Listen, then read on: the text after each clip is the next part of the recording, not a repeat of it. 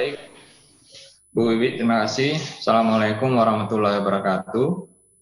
Selamat pagi dan salam sejahtera bagi kita semua. Yang pertama tentu rasa syukur yang senantiasa kita panjatkan kehadirat Allah Tuhan Yang Maha Esa atas segala limpahan rahmatnya sehingga pagi hari ini kita bisa melaksanakan kegiatan FSM 6. Walaupun sekali lagi saya harus minta maaf, saya tidak bisa berada di tengah Bapak Ibu semuanya karena sesuatu dan lain hal. Sejatinya saya sudah di sana dari kemarin, tetapi karena saya sebenarnya sudah sampai di bandara, sudah boarding, lalu kemudian harus kembali karena ada kegiatan yang tidak bisa diwakilkan kepada direktur yang lain. Oke, yang penting sehat ya Pak Gustan ya. Alhamdulillah sehat. Sehat. Ya, amin. Mohon maaf, sebentar, soundnya udah bagus ya? Sudah bagus Pak. Oke, baik. Saya langsung aja ya Bu ya. Saya langsung aja untuk memaparkan sistem pengelolaan air limbah di Kota Surakarta. Slide selanjutnya. Gambaran umum, Bapak Ibu bisa lihat bahwa kalau bicara tentang luas wilayah Kota Surakarta atau Kota Solo itu hanya 44 km persegi, jadi tidak terlalu luas. Kemudian jumlah penduduknya kurang lebih 575.000 sekian. Dan kalau kita mau lihat tingkat kepadatan penduduknya kurang lebih 13.000 jiwa per kilometer persegi. Dengan laju pertumbuhan juga tidak terlalu tinggi, hanya 0,97%. Data ini adalah data Kota Surakarta dalam angka tahun 2020. Kemudian pembagian wilayah Kota Surakarta atau Kota Solo itu hanya dibagi sebanyak 5 kecamatan dan 54 kelurahan. Nah, Bapak Ibu semua, perlu kami sampaikan bahwa etalase sungai hampir semua di kota besar itu dipastikan bahwa sungainya itu adalah bau dan tercemar, kotor, sehingga sebagian dari itu disumbang oleh rumah tangga sebenarnya pada umumnya. Jadi kehidupan bermasyarakat kita di kota-kota besar itu cenderung mengabaikan pengelolaan limbah itu secara baik.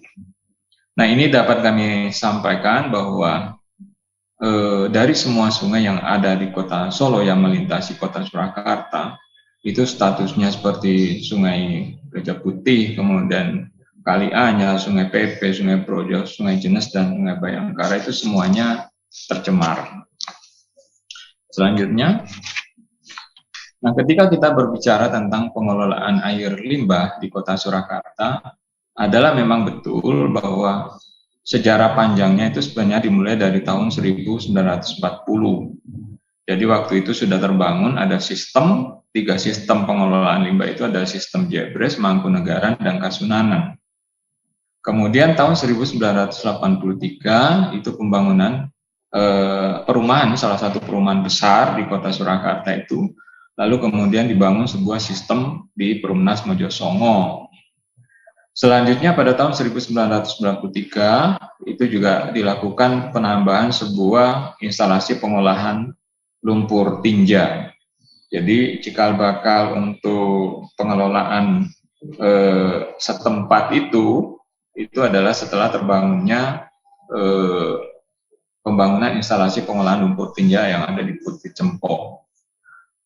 Dan sampai dengan tahun 1997, pengelolaan limbah di Kota Surakarta itu masih di bawah Dinas Pekerjaan Umum Kota Surakarta. Nah, sejarah untuk Perumda Air Minum Kota Surakarta dimulailah pada tahun 1998,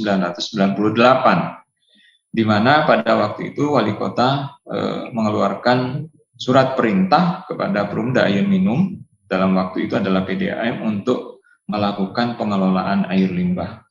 Jadi disitulah dimulai, kemudian dilanjutkan dengan penerbitan Perda nomor 3 tahun 1999, yang mana pengelolaan limbah cair itu semakin mengukuhkan Perumda Air Minum Kota Surakarta atau PDAM untuk mengelola.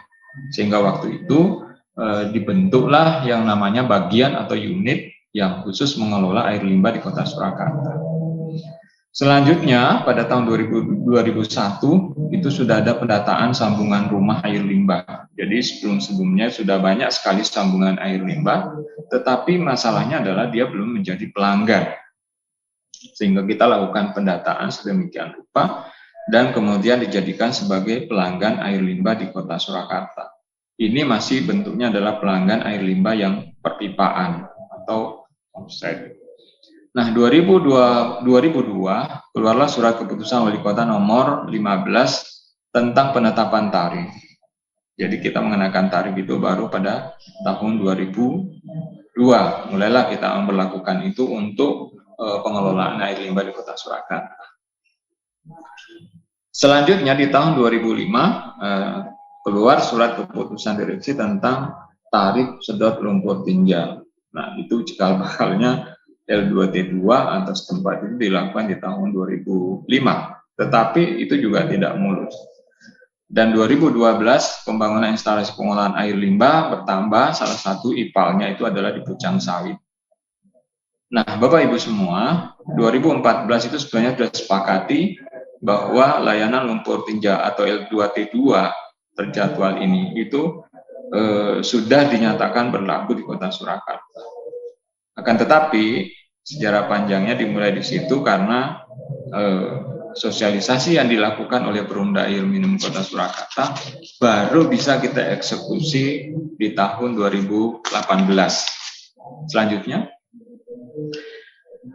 ini adalah struktur organisasi yang saat ini menangani air limbah di Kota Surakarta. Itu berada di bawah Direktur Teknik, kemudian di bawahnya ada manajer limbah, ada Asmen IPLT, L2T2 dan L2T3, lalu ada Asmen instalasi perpipaan limbah dan ada Asmen instalasi pengolahan limbah.